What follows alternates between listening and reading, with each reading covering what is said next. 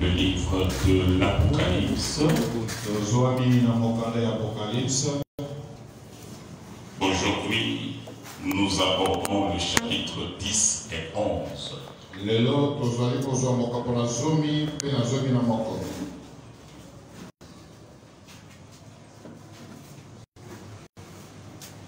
Pour des raisons pédagogiques, nous lisons seulement les 4 premiers versets.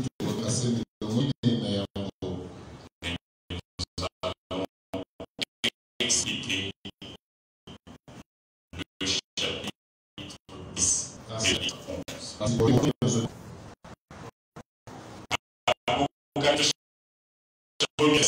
Je vis un autre ange puissant qui descendait du ciel,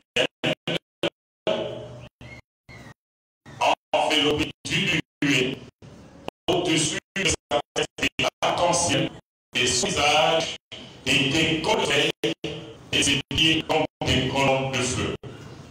Il tenait dans sa main un petit livre plein. Il posa son pied droit sur la mer et son pied gauche sur la terre et il cria d'une voix forte comme rugit un lion. Quand il cria, les 7 tonnerres firent entendre leur voix. Et quand les 7 tonnerres eurent fait entendre leur voix, j'allais écrire. Et j'entendis celle d'une voix qui disait, celle, c'est qu'on dit, les 7 tonnerres et les pas. Que notre Dieu bénisse sa parole.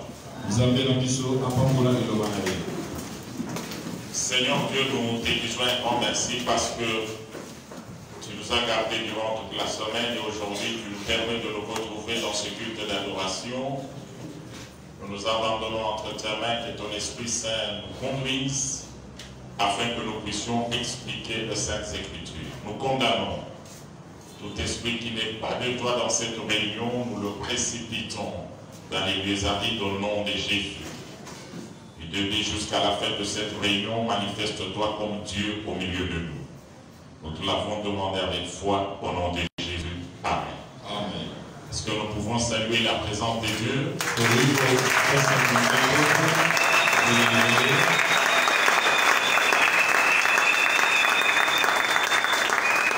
Gloire à Dieu. À l'étape où nous sommes arrivés, nous avions commencé l'ouverture de cette sceaux. Quand nous sommes arrivés au niveau du 6e sceau, nous avons connu une parenthèse. Dans cette parenthèse, le Saint-Esprit a voulu nous instruire par rapport aux personnages qui vont arriver en action, qui vont entrer en action à partir du moment où le 7e sceau sera ouvert.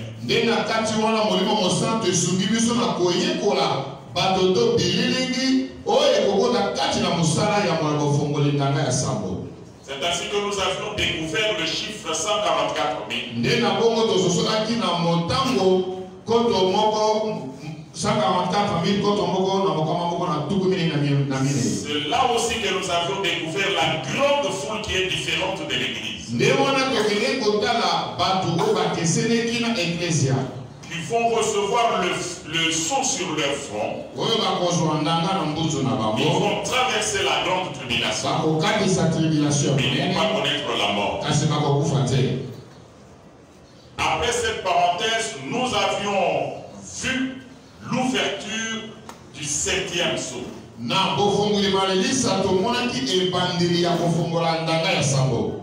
Et quand on a ouvert cette sceau, 7 anges se sont présentés devant le trône avec 7 trompettes.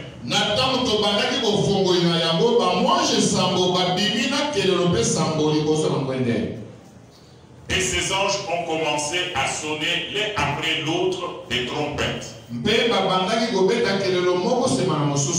Et nous avons expliqué quels sont les malheurs qui s'abattaient sur la terre chaque fois qu'on sonnait une trompette.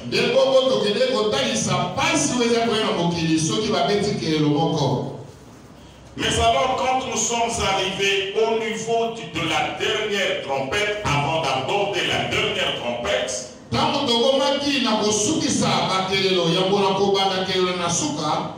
c'est-à-dire quand on a sonné de la 6e trompette, nous avons vu comment les malheurs se sont abattus sur la terre. Alors, au lieu que nous puissions aller directement maintenant à la 7e trompette, nous allons ouvrir encore une parenthèse. Le chapitre 10 ouvre encore une parenthèse. Cette parenthèse va nous expliquer les choses qui vont se passer pendant qu'on sera en train d'ouvrir ou bien de sonner la dernière trompette.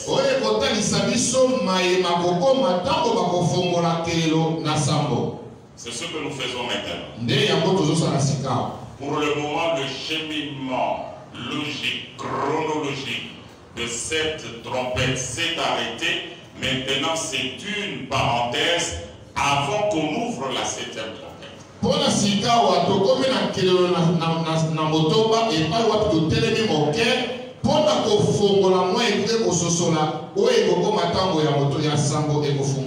Jusqu'à la 6e trompette, les gens ne se sont pas repentis.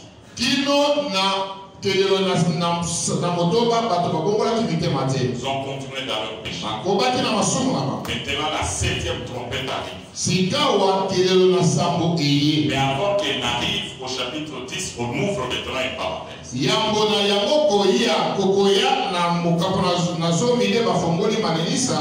C'est ce que nous lisons maintenant.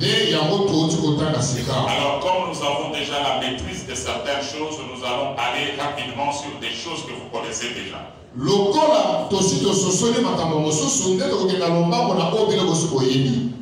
Le verset commence par nous parler d'un autre ange puissant.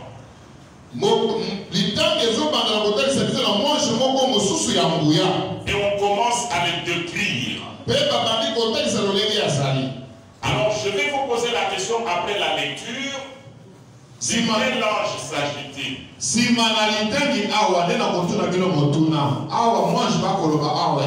Est-ce un ange au sens littéral? Ou bien c'est prophétique? C'est-à-dire qui annonce un prédicateur sur la terre qui annonce la parole? Ou bien c'est Jésus-Christ? Nous lisons. J'ai vu un autre ange puissant qui descendait du ciel enveloppé d'une nuée. Au-dessus de sa tête était l'arc-en-ciel et son visage était comme le soleil et ses pieds comme des colonnes de feu. Pour toi, est-ce la description ici peut nous amener à conclure que c'est un ange, c'est un prédicateur ou quelqu'un d'autre? Pour toi, tu penses que c'est qui? azali mwanji oyo akotindami na nzambe na lola to azali modei to ezali elingi kotalisa Yesu. Ta parole plutôt ton affirmation sur quelle base biblique? Pe ozali kovandisa eyano na yo na litangi nini kati na Biblia. Je continue pour cet ange, il tenait dans sa main un petit livre ouvert, il posa son pied sur son pied droit sur la mer et son pied gauche sur la terre. Verset 3, et il cria d'une voix forte comme rugit un lion. C'est qui? Azali nani? C'est qui? Nani? Pourquoi c'est Jésus? Parce que cette description, nous la connaissons déjà depuis le premier chapitre. Nous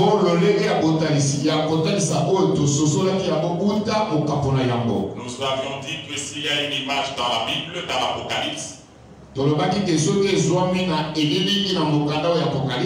critères pour déterminer si c'est une image qu'il faut interpréter littéralement ou c'est une image prophétique.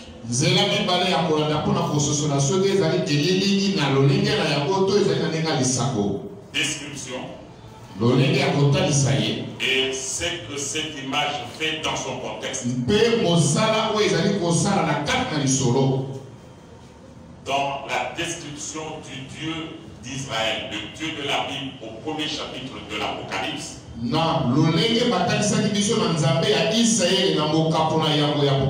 retrouvons tout ça. Vous êtes d'accord?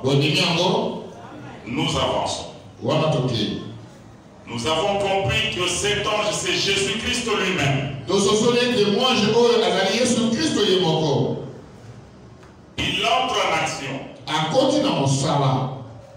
Avant qu'on sonne la dernière trompette, on nous montre déjà le travail qu'il aura déjà fait.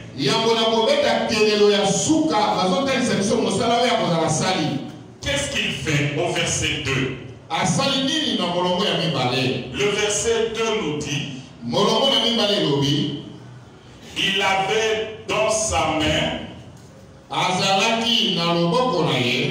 un petit livre. Amen. Amen. Tout comme on a que moi je oyo à Jean 10 description na yeta exhibition que zali ange ordinaire te zali kolo Yesu ye moko. Mpe Biblia elobi moi j'ai yango azalaki na mokanda moke na loboko na ye mpe mokanda yango ezalaki ouvert. Mokanda elingi koloba rouleau elingi koloba epai wapi Nzambe akonsigne makambo. Ntango mosusu ezalaki ya kobombama me na lecture oyo tokokende kodécouvrir okanda yango ezali nini mpe ezali na nini na kati. Premier élément par rapport à ce livre. Pourquoi il est petit? Moi je réponds anticipativement parce que j'ai déjà lu jusqu'à la fin, j'ai compris ce qui est là-dedans et je vous explique. Et dans le cheminement, quand on va arriver à ce verset-là qui explique,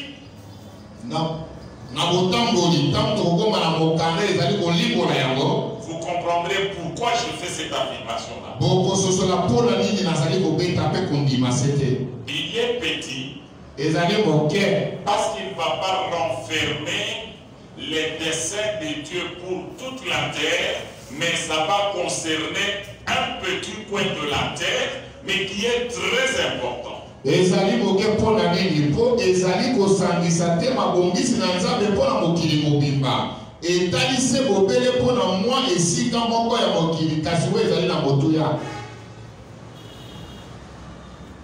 Le livre contient de révélations concernant un coin de la terre. Mokanda ezwami na mabomba mi o etali kaka esika yoko na se na mokili.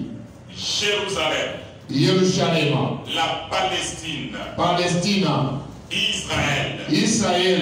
Donc la prophétie qui va être démontrée dans ce chapitre 10 et 11, on va découvrir les choses qui vont se passer en Israël.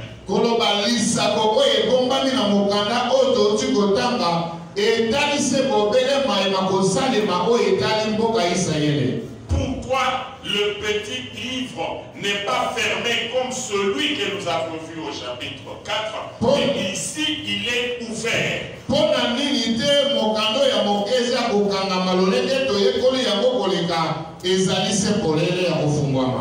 Quand le livre est ouvert, ça veut dire que ce qui est écrit là-dedans est déjà connu. Ce sont les prophéties qui se trouvent déjà dans les Écritures. Jésus vient avec ce livre. Il y a des prophéties qui sont déjà connues. Maintenant, il vient pour que ces prophéties s'exécutent. Il vient avec le livre et il va les confier à l'apôtre Jean qui voit la vision pour lui dire maintenant les choses qui sont consignées dans ce petit livre vont s'accomplir.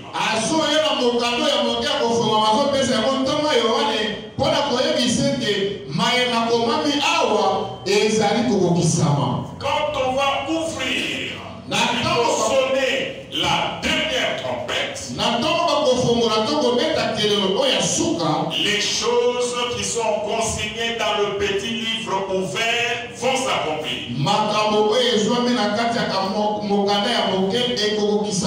Pourquoi le livre est petit? Parce qu'il concerne seulement une partie de la terre, c'est-à-dire Israël.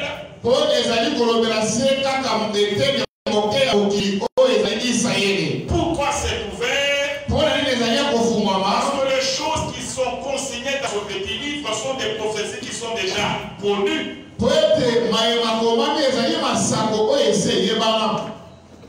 Est-ce que vous avez compris? Ah, pourquoi vous dites pas même que ça n'entre pas? Na mukando to fongoli sikoyo ezali parenthèse. Parenthèse wana sabani pour l'exhibition makamboyo ke kusalema na tango banda ko fongola so plutôt bako na tango ya banda ko beta kelelo ya suka o de 17e trompette. Na moment wana nzambe azui initiative ya kufongolela biso mabomba ni pe koleka na tango wana. Libombani yango ezali ke Yesu Kristo akukita akoya yemoko na nganda moko na maboko ya muke me ya kufungwama. Nde to bali expliquer mukanda yango ezali mukanda yango ezali mukanda o ezali ko contenir par prophétie ya Nzambe oyo etali Israël. Bonani ezali ouvert pour être ma prophétie, non, c'est à Israël. Et comment déjà Israël a posé la surprise que tout ce qui concerne Israël, on va collecter ça sur la terre, même après l'enlèvement de l'église, tout, parce qu'il y a ça dans mais dans le moment où makambo wana etali Israël, ngonganango ya kokokisa yango ekoki. De Jésus a yé na mukanda wana akopesa motion pe akolimbolela ye makambo ezakati na mukanda yango. Est-ce que vous avez compris? Si vous avez compris, acclamez le Seigneur. Alors mutomba zaki na mukanda tala likamususu asali biye lobi atie lokolo ya mobali na mai lokolo ya mwasi atiango et le koya mobali na mai ya mwasi atiango na mabele pe angandi lokola posi wana ezali kaka mpona koconfirmer qu'azali Jésus qui rugit comme le lion. Amen. Atie lokolo mai na mabele mpona kolakisa ke eza ya ye ezali signe ezali koexpliquer makambo mibale. Donc le fait qu'il a posé son pied droit sur la mer et son pied gauche sur la terre a deux significations.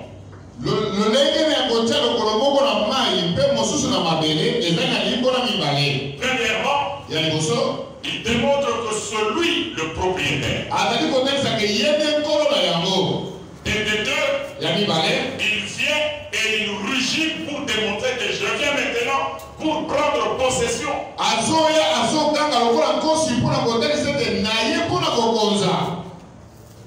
Je croyais que vous allez dire Amen.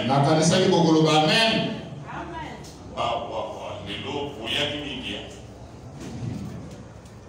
C'est la nourriture des aigles. Donc vous ne verrez pas le pasteur Richard en train de vous dire recevez.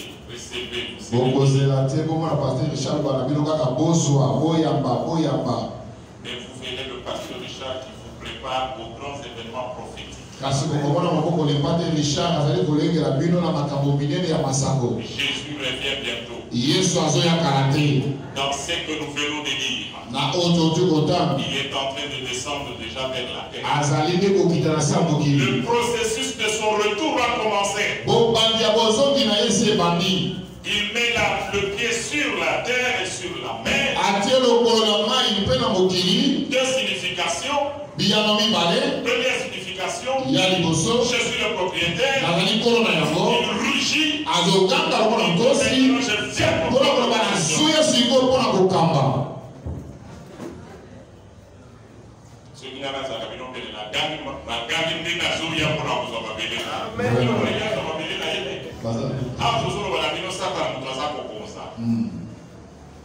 C'est pourquoi septième trompette et pour c'est là, il y a pour récupérer vos conseils.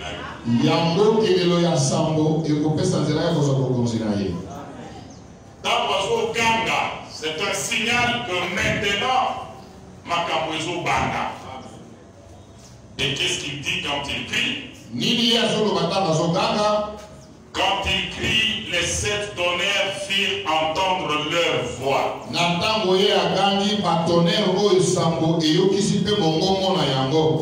Ici, je voudrais vous expliquer quelque chose. Nos bien-aimés frères du message de Branham,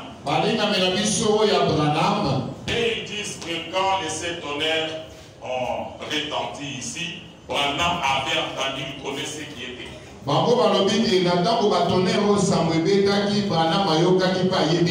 Et Dieu lui a révélé. Et en lisant cette écriture, à partir du verset 4, Jean a entendu les voix de cette tonnerre. Pour qu'il sache qu'il y en a 7. C'est qu'à chaque moment il y avait un bruit. Il entend. Un deuxième bruit. Il entend. Et il compte. Jusqu'à 7. Ça sonne pam pam pam pam 7. Maintenant il prend son stylo pour écrire. La Bible dit il a entendu une voix qui venait du ciel et qui lui disait ceci. Cache ça. Seul c'est qu'on dit les 7 tonnerres. Ne dis à personne. Et toi-même n'écris pas ça. Parce que si tu écris, c'est que les gens vont lire et ils vont comprendre. Garde ça secret. Et on l'a vu nulle part où le Dieu de la Bible, où le Saint-Esprit est venu lui dire, c'est que je t'avais dit de cacher là, révèle maintenant.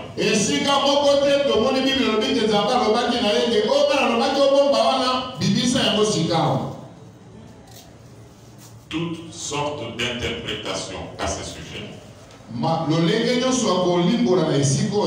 Et tonnerre, ce sont des erreurs. Ce sont des hérésies. Car la Bible dit, les choses cachées sont à l'Éternel notre Dieu. Les choses qui sont révélées sont pour nous et pour nos enfants.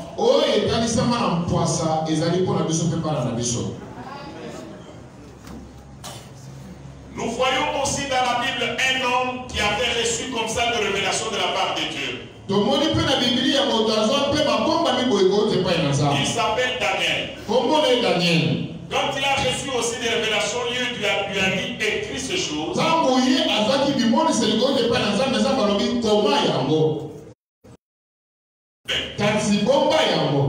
Mais dans les derniers jours, les gens vont lire ça et la connaissance va augmenter. Qu'est-ce que cela veut dire? Dieu lui a dit ce que tu as vu ici, même si tu expliques aux gens de ta génération, ils ne comprendront rien parce que ce ne sont pas les choses qui vont s'accomplir maintenant.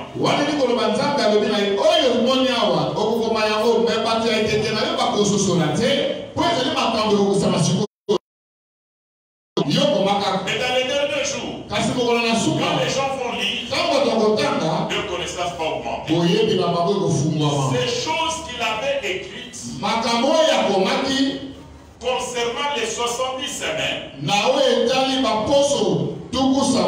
qui relataient tous les événements du temps de la fin jusqu'à la fin du monde.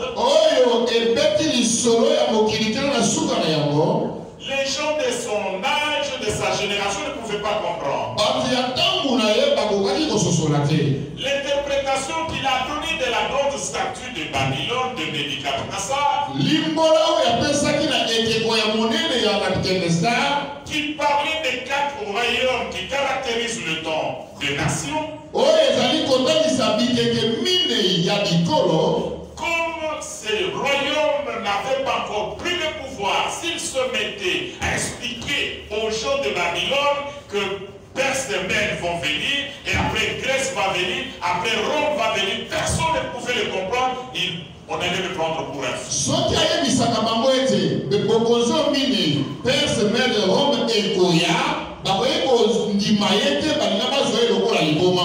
Mais nous, quand nous lisons ça maintenant, nous comprenons facilement, parce que pour nous, ce n'est plus une révélation, c'est une révélation qui appartient maintenant à l'histoire.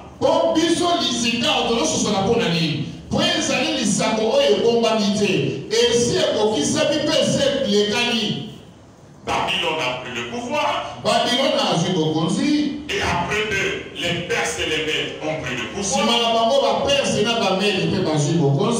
Après eux, les Grecs ont pris le pouvoir. Après le Grec, les Romains ont pris le pouvoir. Et Jésus est venu naître pendant que le Romain avait le pouvoir. Maintenant, nous avons toute la connaissance. C'est que la phrase qui avait été dite à Daniel de pouvoir sceller la prophétie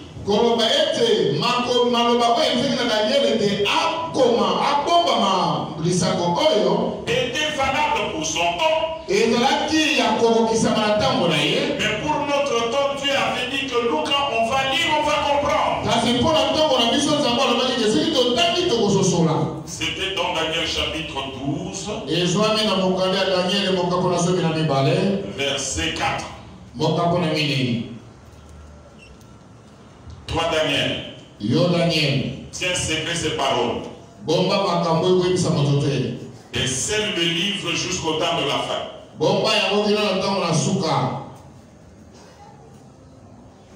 Plusieurs alors le liront et la connaissance augmentera. Sur nous, au temps de la fin.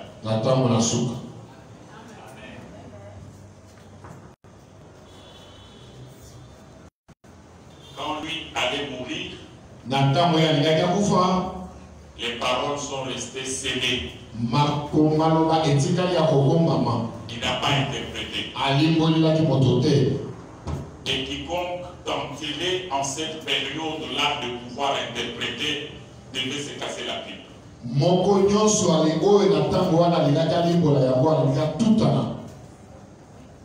Nous aussi aujourd'hui, si on s'assarde à pouvoir interpréter les 7 tonnerres, nous allons tomber dans les récits.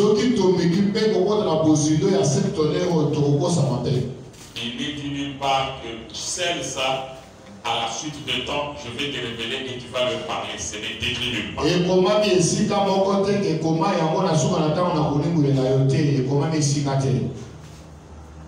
Je peux revenir maintenant pour vous dire que les 7 tonnerres n'ont jamais été révélés. Dites à nos frères de Branham qu'ils sont dans l'erreur.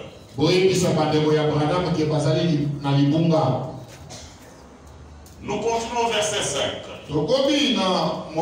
Et l'ange que je voyais debout sur la mer et sur la terre leva la main droite vers le ciel.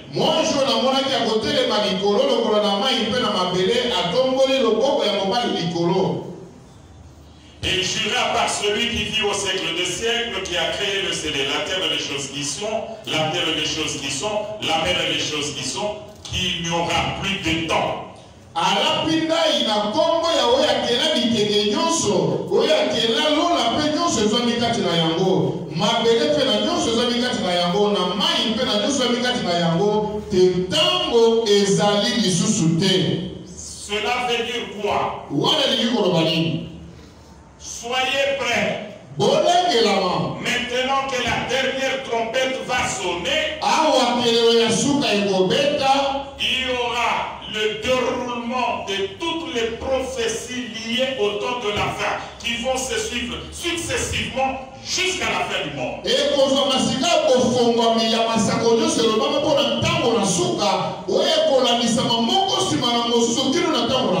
ça sera rapide parce qu'il reste un petit temps.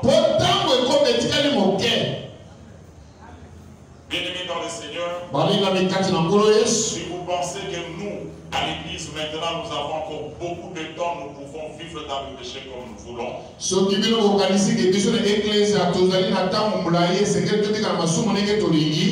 Vous vous trompez. Il n'y a plus de temps. Tous les signes montrent que Jésus est à la porte. Nous, à l'église aujourd'hui, nous avons déjà tous les signes. Le plus grand signe, c'est l'apostasie. Les gens ne prêchent plus la bonne parole. Beaucoup de gens se sont détachés de la foi authentique. La foi qui s'appuie sur les Écritures. Les gens s'accrochent aux doctrines des démons. Les gens confondent les sacerdoces avec la politique. Les gens confondent les sacerdoces avec le progrès scientifique. Les gens mélangent la connaissance des Écritures avec les principes de l'occultisme.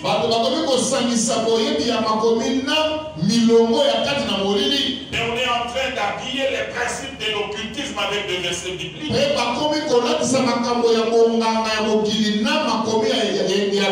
Pour dérouter les enfants de Dieu. L'apostasie.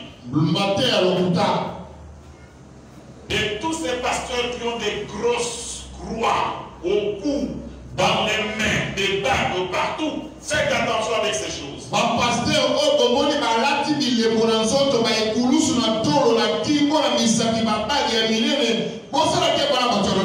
Des toges avec des symboles que vous les fidèles, vous ne savez pas interpréter. Ne suivez pas ces choses. La Bible dit, nous avions été édifiés sur les enseignements des prophètes et des apôtres, Jésus-Christ en étant la pierre angulaire.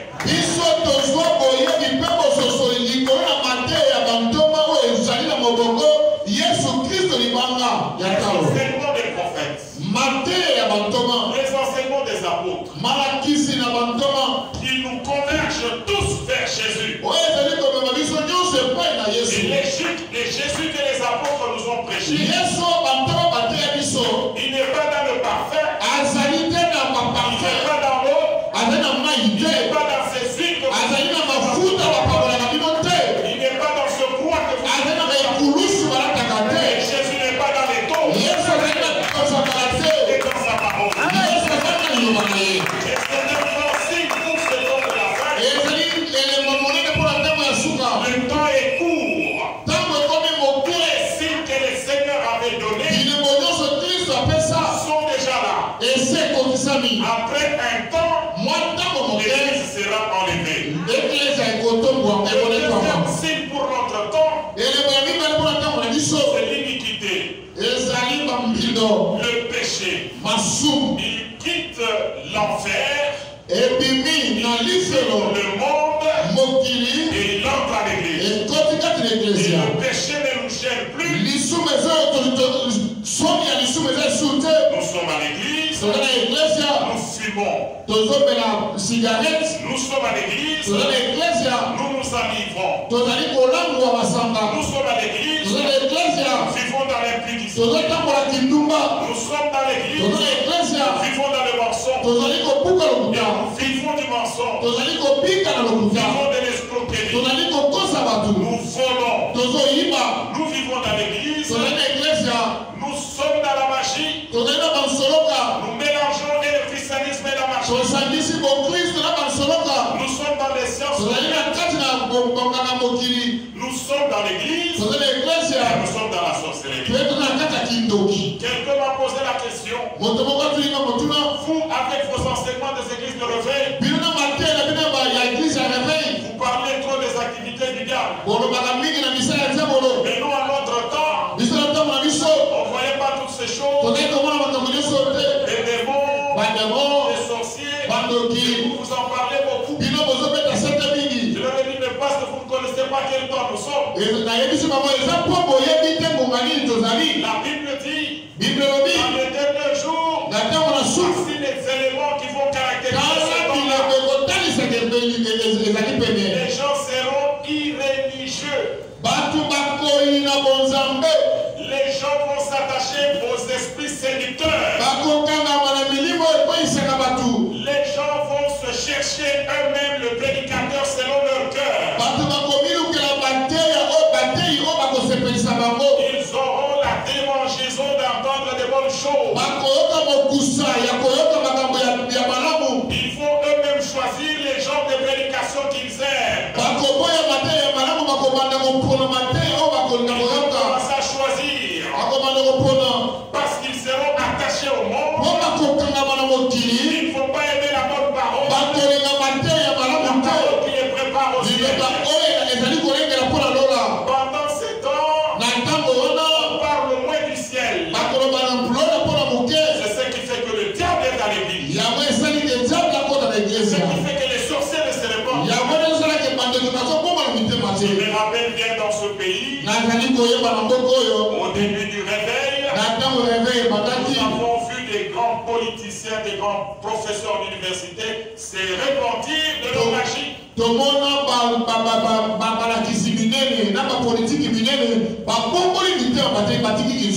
Et ils témoignaient à la télévision. J'étais dans la magie. J'ai abandonné. On a vu les gens venir donner leur fétiche à l'église. On a vu des occultistes venir donner leur livre de magie. J'en ai brûlé plusieurs dans mon ministère. Pendant ce temps de la fin, il n'y a plus de repentance sincère. Toutes ces personnes qui vivent dans le mal sont à l'aise dans l'église. À l'aise dans l'église. Et surtout s'ils apportent leur argent. S'ils apportent leurs moyens. Personne ne leur parlera du ciel. Et le seul message qui sera prêché, tu es bon. Tu es bon. Dieu vous aime. Il est d'amour. Laisse-moi te dire quelque chose. Dieu t'aime bien. Il hait le péché qui est mort. Et par conséquent, comme il hait le péché, même toi-même tu seras noir. Si tu veux t'approcher de lui, relâche-toi du péché. Amen. Alléluia. Amen. Jésus a crié, il n'y a plus de temps. Le temps est court. Bien-aimés, si vous entendez ma voix ce matin, et chacun se prépare. Soyez prêts. Le temps est court. Jésus a déjà quitté le trône. Il a commencé déjà à faire un pas vers la terre. Et nous allons le découvrir dans ce chapitre. Il est en train de descendre. Et nous comprendrons qu'est-ce qu'il va faire au chapitre. Écoutez bien aimés. Nous sommes maintenant au verset 7. Il n'y aura plus de temps. Pourquoi il n'y aura plus de temps? Il dit parce que dès qu'on va sonner alors il faut tango bakobeta kelelo la 7e trompette. kelelo oya sambo. Écoutez comment la Bible dit. Yokana Bible no Et dit qu'au jour de la voix du 7e ange, kasi mokolo ya mongongo ya moji ya sambo quand il sonnerait de la trompette, na tango bakobeta kelelo le mystère de Dieu s'accomplirait. mabomba mina nzambe kokisama Non, au singulier. Le mystère de Dieu s'accomplirait libomba mina nzambe ekokisama comme il l'avait annoncé à ses serviteurs, les prophètes. kolangisa ndenge alobelaki yango na basali na ye basakoli. Le mystère libombami qui avait été annoncé aux prophètes. oyo batanisaki na basakoli. On va sonner la dernière trompette, la 7e.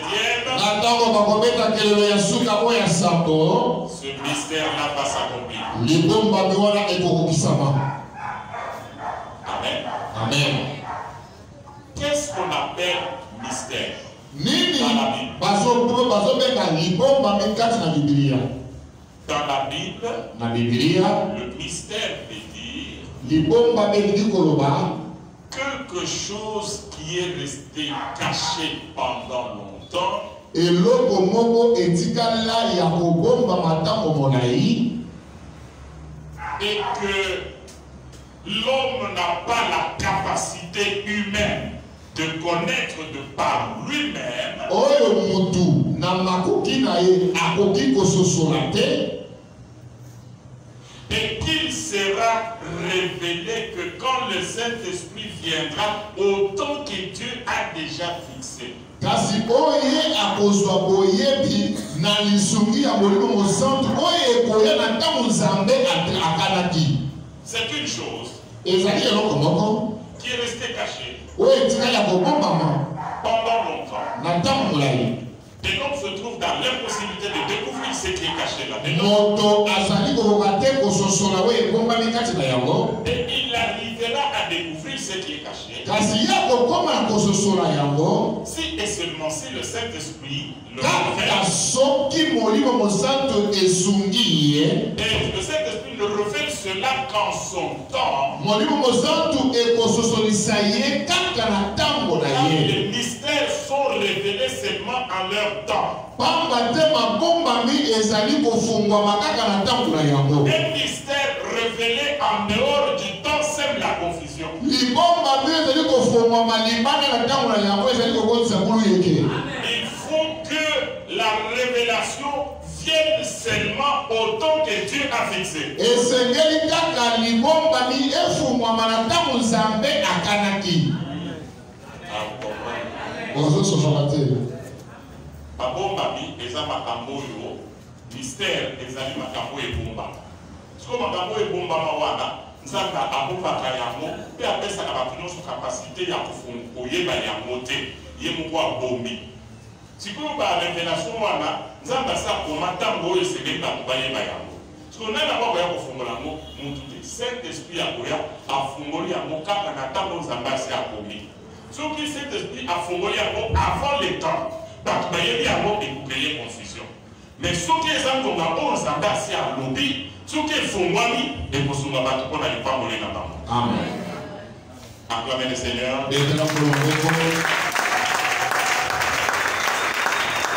Yango bibi elobi ntango ange 7e ange akosone trompete ya suka libombami ya nzambe oyo baprofete ya kala bakoma na moma wana nde ekofungwa. Libombami wana ezali ekomama déjà, mais comment ça va s'appliquer, personne ne savait. Maintenant, avec la dernière trompette, sika wana kelelo ya suka nous allons découvrir comment ça va se passer. tokomona ndenge nini ekolekana. Alors, pour faciliter la compréhension, nous allons sauter dans le chapitre 11. Pourquoi nous allons expliquer déjà le mystère d'amour. Tant que vous avez désolé, vous avez na sauté pour comprendre. Là, c'est la table, mais nous expliquer le mystère d'amour. Oh, mystère des amis. Sauter Sikoyo, dans le chapitre 11, Sikoyo, Tokenayo, dans verset 15. On n'a pas dit qu'on sonnait déjà. Mais quand on a sauté dans le matambo, on a expliqué. Le 7e ange sonna de la trompette. Et il y eut dans le ciel de fortes voix qui disaient: le royaume du monde est remis à notre Seigneur et à son Christ. Et il régnera au siècle des siècles. Mystère oui pour Salema, et ça de Jésus a récupéré le pouvoir. Amen.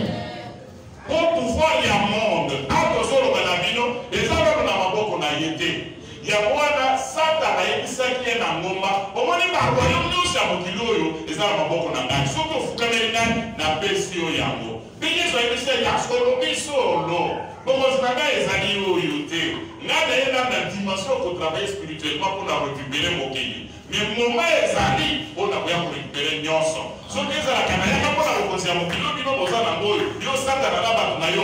Il y a un bébé qui va sauter à la main pour la tirer à la gare. Et pour poser la gare, des alliés à mon kilo. Mais quand le temps sera accompli, il vient prendre le royaume de la terre, le royaume du monde, et il va établir le règne millénaire. Il va s'établir sur la terre comme roi. Et il va descendre d'une manière physique par le monde. Amen. Amen. Amen. Il dit l'objet apokitisa makolonaye na Jérusalem. Pe aponyata makolonaye na ngomba ya olive. Pe ngomba ikopasuka na katikati batos bakomona ye pe bakoreconnaître que mokonzi yewa. Et il prendra le pouvoir pour des siècles. Alléluia. Amen. N'anticiper. On a mis pour comprendre qu'est-ce qui va se passer. Les fortes voix disaient quoi? Le royaume du monde est remis à notre Seigneur et à notre Christ, et il régnera au siècle des siècles.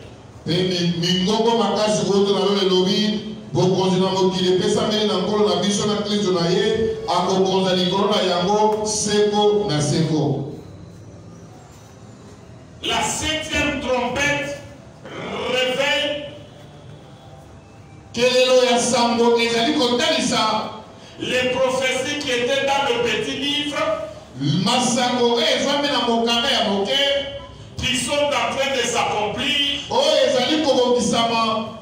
Les prophéties qui n'étaient pas cachées, mais qui étaient écrites déjà dans les rouleaux.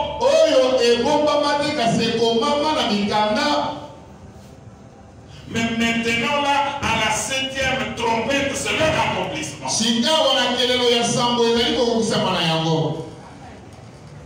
Et quand on a sonné, les 24 vieillards qui étaient devant le trône se prosternèrent devant Dieu et l'adorèrent.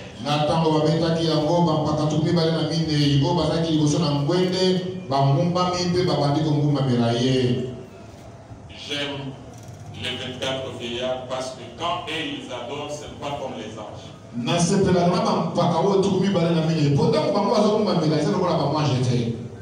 Chaque fois qu'ils adorent, ils ont toujours un motif différent dans chaque circonstance.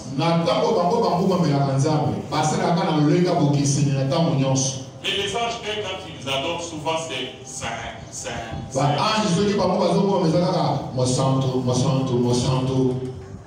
Parce que eux ne vivent que là. Ils voient la sainteté de Dieu. Mais les hommes, ils ont découvert beaucoup de dimensions cachées dans la dimension de Dieu.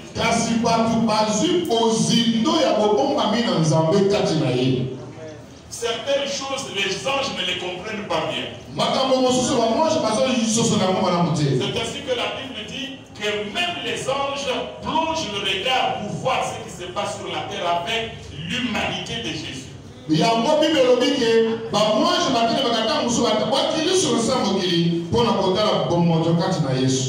demande mais comment il peut quitter cette gloire.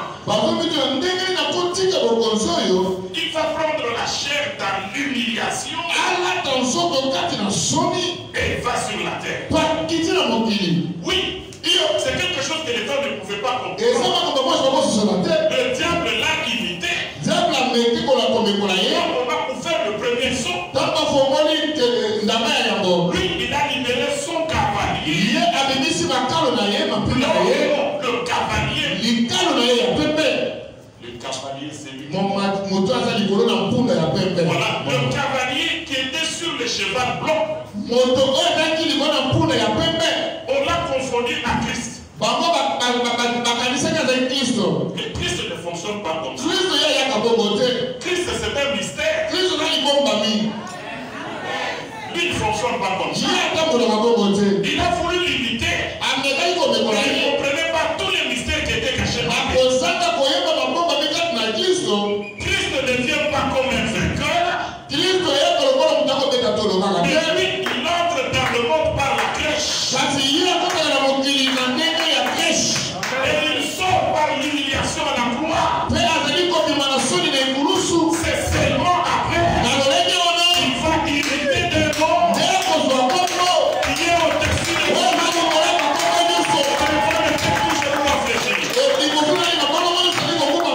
Quand Jésus va sur la terre, il est humilié, il est chassé ici, il crache sur le visage.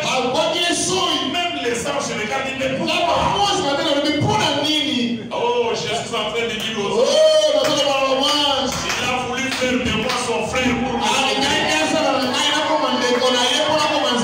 C'est pourquoi la Bible dit, il n'a pas honte de nous appeler ses frères. Il est venu pour accomplir la loi du parent rédempteur.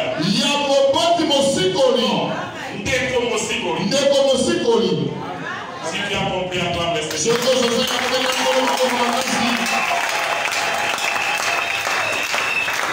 Le mystère. Jésus, quand il opère, c'est toujours un mystère. Ce n'est pas tout de suite que vous allez découvrir. Ainsi, les bienheureux sont ceux à qui Dieu révèle ses mystères. Un verset me vient à l'esprit. C'est dans 1 Corinthiens chapitre 2. Donc toi tu vas lire en lingala, en français, moi je vais interpréter en lingala parce que toi tu auras des difficultés. Nous sommes au chapitre 2. À partir du verset 2. On peut commencer au premier verset. Moi je vais interpréter rapidement. Allez-y. 1 Corinthiens chapitre 2, au premier verset on commence. Pour moi, frère, lorsque je suis allé chez vous, ce n'est pas avec une supériorité de langage ou de sagesse que je suis allé vous annoncer le témoignage de Dieu.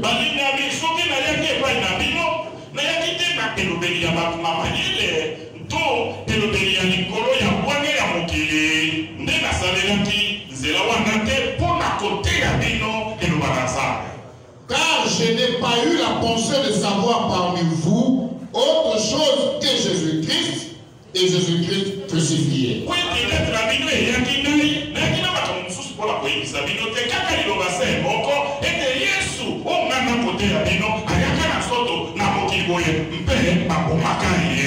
Moi-même, j'étais auprès de vous dans un état de faiblesse et de crainte.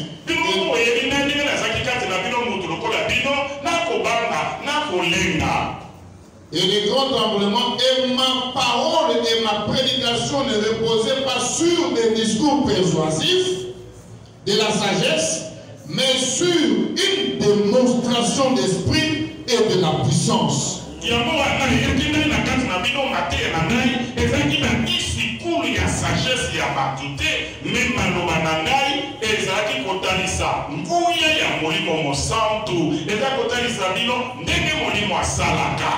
Afin que votre foi fût fondée non sur la sagesse des hommes, mais sur la puissance de Dieu.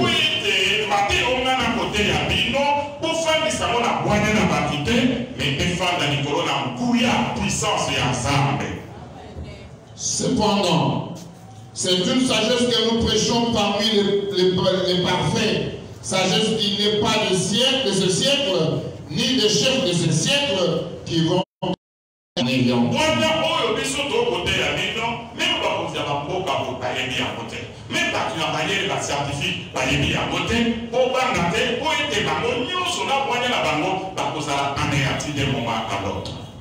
Nous prêchons la sagesse de Dieu.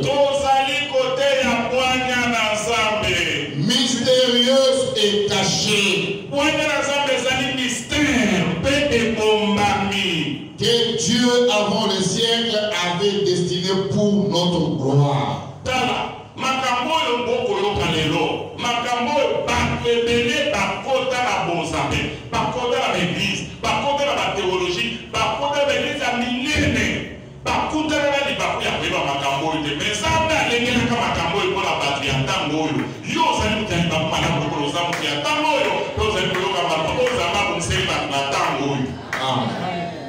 Mais, comme il est écrit, ce sont des choses que l'œil n'a point vues, que l'oreille n'a point entendues, qui ne sont point montées au cœur de l'homme, des choses que Dieu a préparées pour ceux qui l'aiment.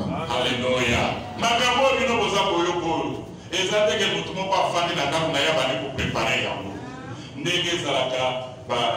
Occultiste, pas scientifique, pas philosophe, afin de bricoler ma pensée. Pas passer là beaucoup plus tard, nous sommes pour s'avérer non correct. Mais oh yo, les amakambo, nous tomons qui a canissé la tête, oh matoi, et yo kana mute, mais il faut que vous avez abonné ça, puis qu'à qu'on a baillé de bébé. Ah, des causes moyennes de bébé, sur la région Golo, au sur la macabre. Les armes de nous suspendent pour la l'église, il y a une église dans la main de ma formule à monter. Mettez la vie sur ma peau.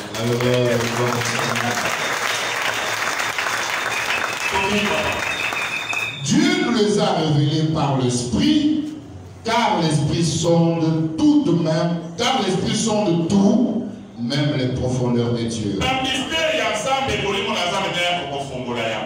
Mais ce qui est aux animaux, ni même aux centres de Bokoye, il y a un dégué. Toko suka wana kona kutanga pese oyo ezaka ebengi makasi tokokende na moti na suka kuna boko sosola ke molimo na nzambe nde apesa biso connaissance de ces choses que nous recevons par sa grâce. Gloire au Seigneur. On peut encore acclamer le Seigneur. Aujourd'hui l'Apocalypse. Na pumwaki na ke na chapitre 11.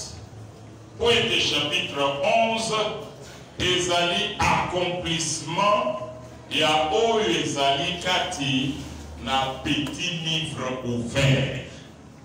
Petit livre ouvert, eza makambo oyo etali oyo ekoleka na Israël na moment oyo bakosone 7e trompette. Amen. Trompette wana des Abraham te. Pour un jour azali kosonner, il n'est même pas sur la terre. Azawabi, il est au ciel. Toyokani. L'ange là, il est où? Au ciel. Il sonne à partir du ciel. Akobeta utalola. Penta wazali kobeta yango, église, ezali na mokili te. Qu'est-ce qui va se passer? Nous devons continuer. Par 24 vieillards, ils adorent et ils disent quoi? Verset 17, Papa Dana. Verset 17. En disant, nous te rendons grâce, Seigneur Dieu Tout-Puissant, qui est et qui était, et de ce que tu as saisi ta grande puissance et pris possession de ton règne. Tango bakosone 7e trompette, Jésus-Christ va prendre son royaume. Amen. Mais ceux qui prophètent n'a pu non Branham assez à sonner trompette, mais béni Jésus n'a pas eu royaume en mainté. Nous sommes dit non, Jésus a déjà eu le royaume. Je suis reine, il est puissant. Mais c'était royaume Owana et Zali Moussous. Tant est-ce que la Souka t'a fait expliquer comment il prend le royaume. La suite montre comment il va prendre le royaume. Frère, papa, ok. Les nations se sont irritées. Oh, Jésus a voté à Wate, l'évangile est voté à Wate, nous sommes aux années église et à Manoir, nous sommes aux années dans Bouddha, nous sommes aux années dans musulmans, nous sommes aux lignes Jésus, problème, ça a démonté les maladies. Et ta colère est venue. Maman, il y a quand et le temps est venu de juger les morts. Ah, Nathan Mwana Yasuka. Les années sous jugement, il y a un vivant jugement des morts. Pourquoi on parle du jugement des morts? On parle du jugement des morts, bien aimé, parce que dès qu'on déclenche l'ouverture de plutôt la dernière trompette,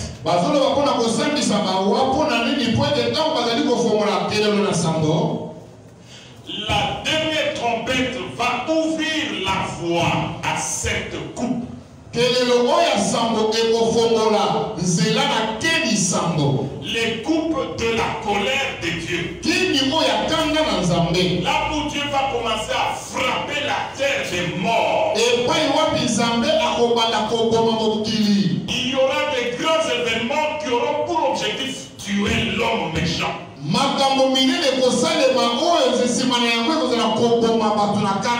Jusqu'à la guerre d'Armageddon,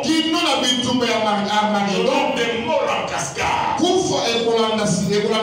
Et après, Dieu va établir un trône que la Bible appelle le trône blanc.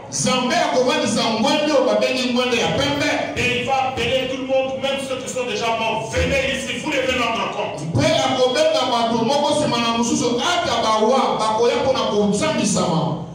Donc nous tous là, qui allons manquer, tous ceux qui vont manquer, je ne dis pas tous les ceux-là qui vont manquer, quand il y aura l'enlèvement de l'église, même si à ta mort les gens ont dit paix à son âme, tu n'auras pas de paix, c'est un mensonge, on te trompe.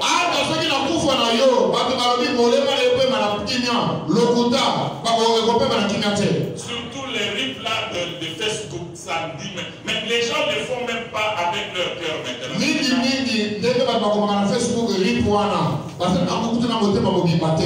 Et ça, quand la chose va communiquer, on dit quoi? Repose en paix. Qu'est-ce qu'on a repose en paix? Qu'est-ce qui n'y a exacté? Ce que vous avez mouru, vous avez une autre, vous avez une autre, vous avez une numba, vous avez une kinyate. Aux autres, c'est le jugement. Il y a des choses qui ont marqué quand les enlèvements, pas jugement des morts. Le jugement, ce n'est pas pour les enfants de Dieu. Nous, on n'attend pas le jugement, nous, on attend l'enlèvement. Mais tu manques à l'enlèvement, tu dois passer au jugement de qui? Des morts.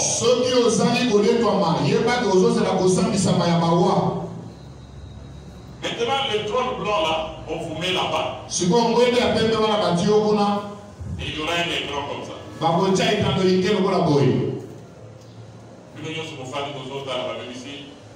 Richard Kalonji.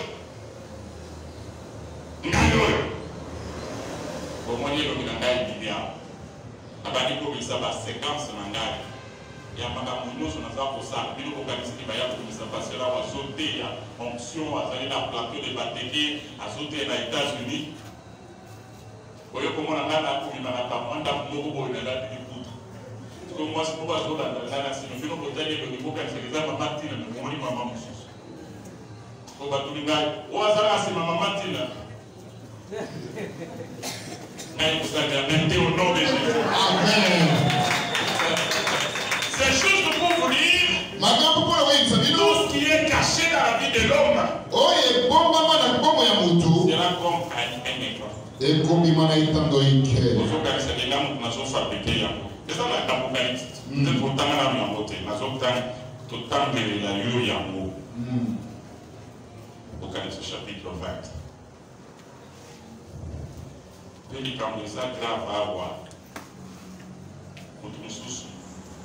Apocalypse alobi. Tellement que masumu eleki. Bakora kumona na masumu oyo. Na miboma na ngana moko comme ça. Nika bongo c'est facilité. Parce que le problème est de négocier ça. Ok, d'accord, mais bambana mai pour bunga batmamo na yotoko ta na moto kota na accident moko boy ba pasa zoto comme ça pas reconnaître yote. Bible lobi. Moto e bomaki mutu, faut bimisela nga mutu na ngabu bangala denga saraka. Mai e bomela nga mutu bimisela nga mutu na ngala denga saraka. Donc oya ko bimaka ko bimane ko saraki. Siko ta mozo bimaka ka pa. Na mo ko na kindo ki simbio na si. Ta mo yo ke da simbio no. Lo de we, ai na yo to zali mandinga. Kuna na ka mo te ke ba frère ya église ba sa kuna. Ah oui, yo zali ko ya na yo ba te ko za frère. Tout sera écrit dans un livre. Nyoso ko mama mukanda. Yoka. Yo tanga na livre français pour yo ko edumbo la benga na tanga na français.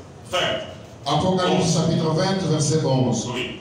Puis je vis un grand trône blanc. Ah, ce que tu m'as dit dans la Bible, un trône blanc. Et ça dit trône et un changement. C'est-à-dire, Kuna, et l'on va m'bindre pour s'arrêter. Dès que le trône est là, il y a mon trésor rendre déjà mal à l'aise. Et celui qui était assis dessus, la terre et le ciel s'enfuirent devant sa face. Ah, quand mon conjoint famille n'a trop loin la terre, il y a ma, balobi, ma belle, na mai, et qui vit au sonaïe, ma belle na lona, et qui vit au sonaïe. Et il ne fut plus trouvé de place pour eux. Oh, le bino bokanama nango, na moki.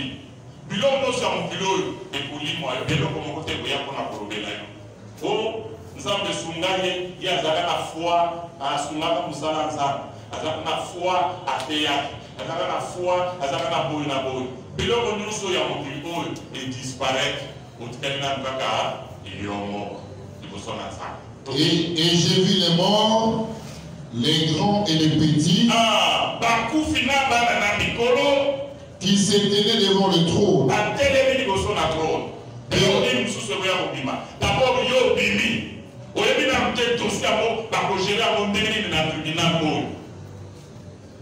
Après, qu'est-ce qui va se passer? Des livres furent ouverts. Ce n'est pas les livres scellés de sexo. Ce n'est pas les petits livres. Ce n'est même pas les livres de souvenirs. Ça, ce sont les livres des œuvres de chacun. Marabouno Sosalaka, vous avez la tombe par commis. Auquel commis la maquille par commis. On est ici dans le nom sur la carte na bas par commis. On est ici dans la carte na ndabo ya mwasi ya numa par commis. On est là par commis. Vous en compagnie d'arte. On finit partout. Par commis. On est là par montant. Par commis. On a dans ndabo ya mwasi ya numa. Par commis. On sali kindumba. Par commis. On sobisemi. Par commis. Oyibi. Par commis. On kena kindoki. Par commis.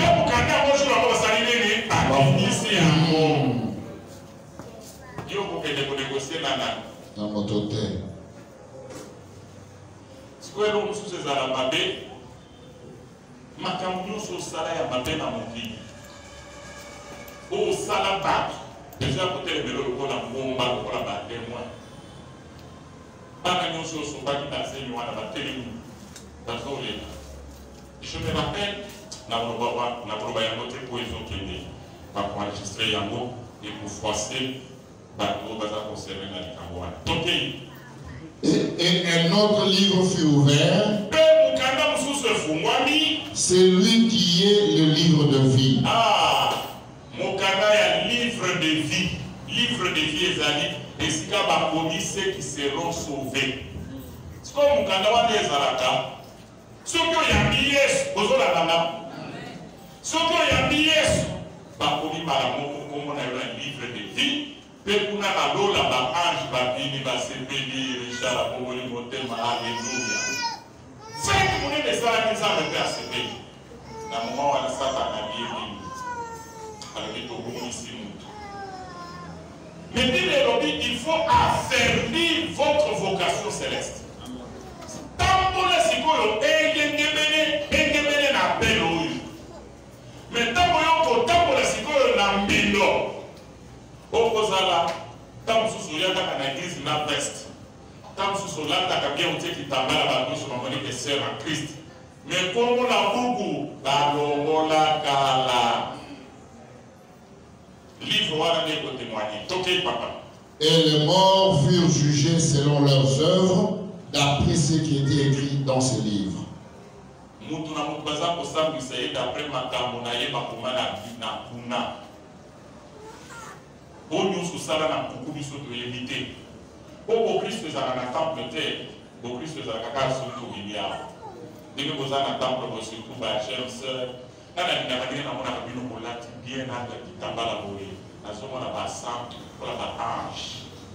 Mais si vous n'avez pas un quartier, témoignage bien. Papa n'a pas de respect. Oui, parce qu'on a une veste, pas n'importe comment. Même veste de charge de temps pour y avoir. Amen. Vous savez, la veste des autres temps pour la veste, c'est ça. Donc, les autres vestes, ça n'a quoi? Vie à vos Christ. Et c'est que ça le rôle de nous, toi, la tête, la valeur, à ce moment je ne peux pas me salir. À ce temps-là, ils ont fait savoir qu'il y a la balade. Et puis, tout le monde a au Christ, le rôle, et la valeur, tout la tête, tout le monde a le rôle, il y a pas mal, ce que vous dites, apporte au main pour ça, à ça. Au bébé porte au main pour ça, à Kinumba. Au bébé porte au main, quand les yeux. Quand il a déjà dit, il faut faire des choses, c'est là. Pour que nous soyons dans la voiture, on a la voiture, on a la voiture. Vous avez dit, c'est un pas. Un livre est écrit au ciel, appelé le livre de vie. Pour ça, quand il s'est arrêté, pour mon aïe, pamba.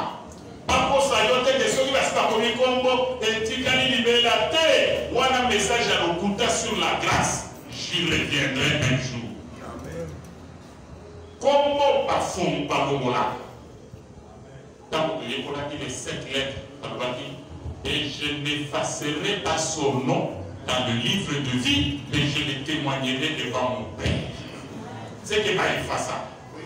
Si vous suppose à vous comme Balomola, tout Balomola.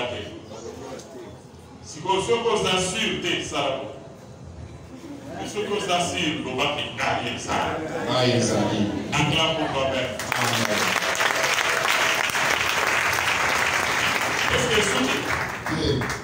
Ils sont jugés selon leurs œuvres, d'après ce qui était écrit dans ces livres. Oui. La mer rendit les morts qui étaient en elle.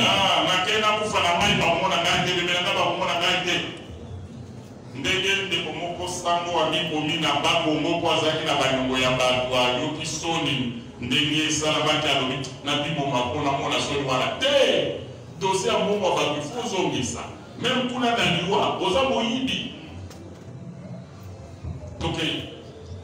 La mort et le séjour des morts rendirent le mort qui était en eux, et chacun fut jugé selon ses œuvres. Et la mort et le séjour des morts furent jetés dans les temps de feu. C'est la seconde mort. Les temps de feu. Quiconque ne fut pas trouvé écrit dans les livres de vie fut jeté dans les temps de feu.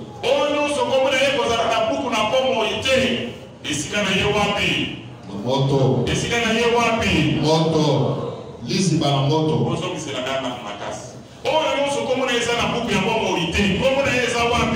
Lisi bala moto. Je voudrais terminer le message. Nalina Sukisa, Matteo. Quand on va sonner la dernière trompette, Jésus vient accomplir le mystère de Dieu. Il vient juger les morts. Et il va détruire ceux qui détruisent la terre. C'est le verset 18. Et il va récompenser ses serviteurs. Voilà le contenu du mystère. Jésus vient pour prendre le royaume. Il va d'abord capturer le diable. Et il prend le faux prophète. Il prend l'antichrist. Il les jette dans les temps de feu. Et il prend maintenant tous ceux qui ont marché dans le péché. Ensemble avec le diable. Dans les temps de feu. Il prend maintenant le véritable enfant. Il les amène dans la gloire. Et il distribue des récompenses. Nous sommes dans la récompense identique et à vie éternelle. Amen. Mais, à partir de la vie éternelle, nous avons là-bas, couronne et que c'est selon l'exemple de la mourir. Vous constatez que dans la récompense, vous avez sur la route. Mais place dans la route, beaucoup ça la voit. Mais quand même, trouver le monde dans la route. Amen. Donc il y aura des récompenses différentes. Selon que chacun de nous aura servi Dieu. Selon que chacun de nous va aimer Dieu. Et tous les sacrifices que nous faisons pour Dieu seront récompensés. Amen. Amen. Et je termine. Pour moi, il n'y a qu'expliquer chapitre 12 Oyo. Et ça pour expliquer bino mystère wana pour les alikati na livre des amis. Mystère wana les que Jésus a zoya pour pouvoir aller. Azozwa monene anyaki na musatana apesi etumbu après azuba yene bene afuti bako. Toyokani. Alors wana na tenaki mango na suka. Mais mukanda wana et ça pour se focaliser sur Israël. Qu'est-ce qui va se passer en Israël? C'est ça la suite qui est dans le chapitre 11. Naïma, 14 au premier chapitre. Bon. Awa. Nazolo bakaka katima, Botosabe. Mais la cocotte, ça m'a mozindo. La semaine de la semaine, la semaine. Pour rater la semaine, parce qu'on va expliquer. Tel mot est le petit livre. Le petit livre est pour se concentrer sur Israël. Objectif, il y a pour révéler son mystère.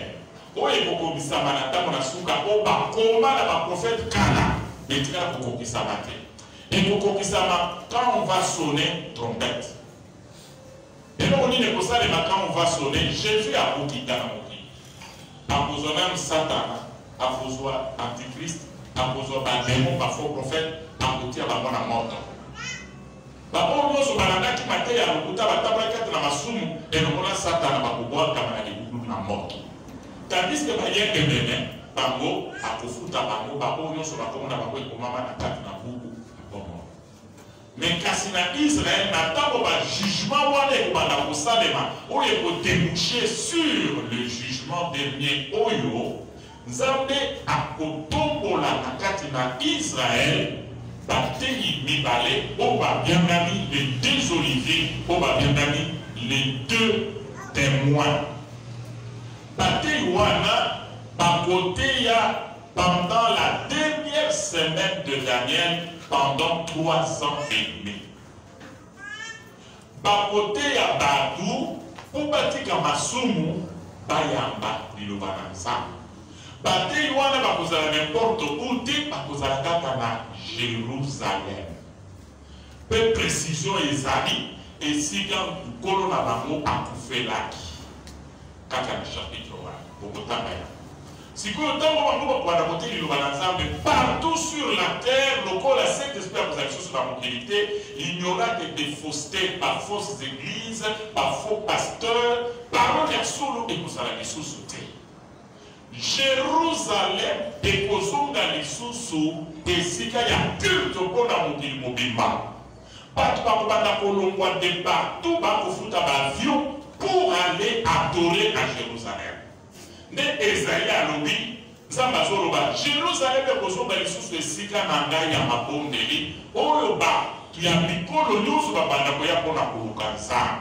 Par contre, la Mouyuda Balobi, Tokena le Longo et Sika News Yoko Kembe, pour te donner des ambassadeurs à Yoke Longo.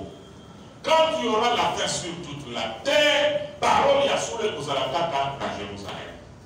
Mon salon va posala pendant 3 ans et demi. Il pose la caractéristique, il y a ministère, il y a prophète Élie, dans le ministère, il y a Moïse.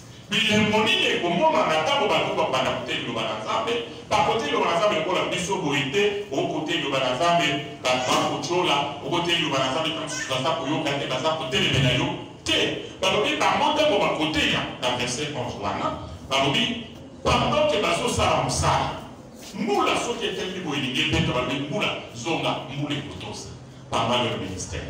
Pendant que Bazali Kotena, nous tous ceux qui a Sakani, avec Yo, Koufa, Koufika Kawai, ma bébé Fouma, même les Yo, Emilio, Ndenge Sarakina Tamana Monsa. Tant que Bango va voter les Lobanasa, les Libés, les Moroba, par cause de la pouvoir, il y a changer Maï, Biban, Kamakila. Après la boca la vie, à tel Lobanazambe, vous voyez qu'on dit Malobi, Maï, combien la canon sur le Evan Kamakila.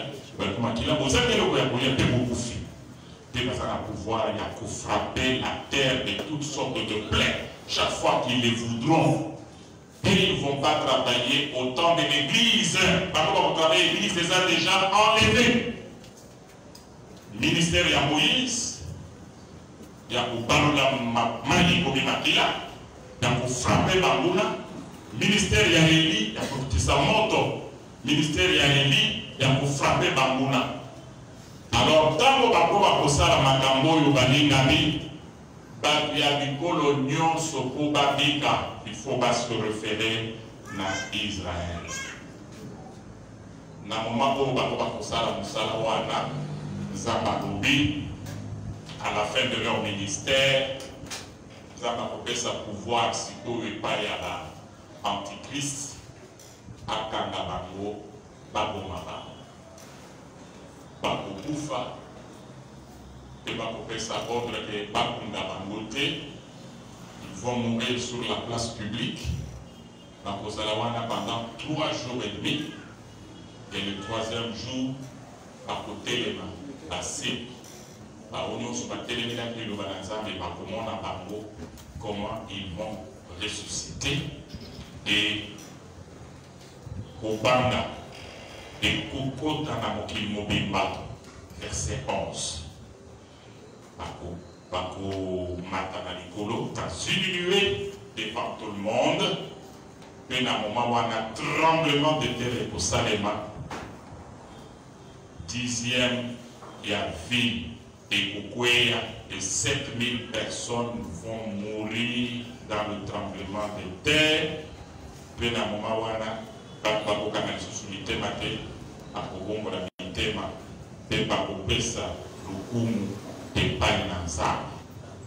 bien-aimés, nous avons fini notre message de ce jour.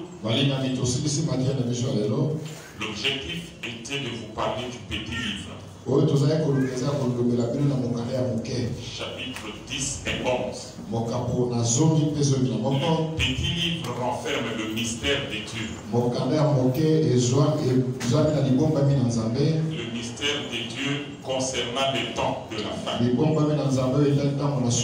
Quand on va sonner la dernière trompette, c'est le temps de la fin. Jésus descend, il prend possession de son royaume. Ce livre-là, quand on a donné à Jean, on lui a dit, mange ça, avale ça. Il a avalé. Et il dit, quand j'ai avalé dans la bouche, c'était bien comme du miel. Mais quand c'est arrivé dans mon ventre, c'était amer. Qu'est-ce que cela veut dire? Quand la Bible dit, Jésus vient prendre le royaume, c'est un bon message. C'est du miel. Mais pour y arriver, il y aura des punitions. Il y aura des jugements. Dieu dit, vous allez entrer sur la terre où coule le lait et le miel. C'est très bien comme message. Mais pour y entrer, le désert. Vous aussi bien aimés, le jugement arrive. Mais ça va toucher seulement le rebelle. Mais si vous vous confiez à Dieu, vous êtes attaché au Saint-Esprit, vous serez couronné. Et Dieu bénit sa parole.